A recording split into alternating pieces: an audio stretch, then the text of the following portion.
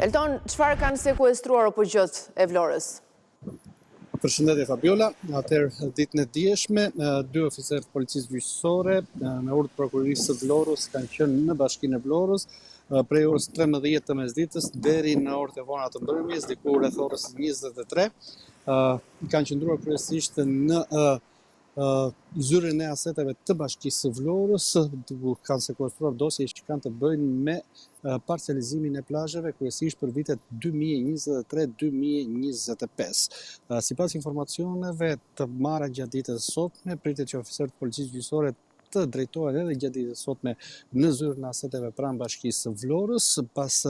një hetimi që ka nisur prokuroria e Vlorës pikërisht për ndarjen e plazheve, siç e thash, nga viti 2023 deri në vitin 2025. Duket se ka një denoncim të mbritur në prokurorinë e Vlorës, edhe pse kjo e fundit ende nuk ka dalë me një njoftim zyrtar rreth hetimit që po kryhet në zyrën e aseteve në bashkinë e Vlorës. Normalisht do të sekuestrohen fillimisht dosje, të cilat më pas do të hetohen nga vetë prokuroria dhe oficerët e policisë gjyqësore për të arritur më pas në një përfundim nëse kemi të bëjmë me të vërtet me problematika referuar parcelizimit të plazheve apo dhe të hapësirave publike në vitet 2023-2025 në zyra aseteve në bashkinë e Vlorës. Duhet të thënë që qëndrimi i tyre pra ka qenë i gjatë në ambientet e bashkisë së Vlorës, prej mesditës së të martës deri në orët e vona të mbrëmjes së të martës, ndërkohë që siç e thash pak më parë pra Fabiola, pritet që edhe gjatë ditës së sotme të ketë sërish të oficerët e policisë gjyqësore në zyrën e aseteve për të marrë ndoshta edhe tjera dosje, apo pse jo edhe për të pyetur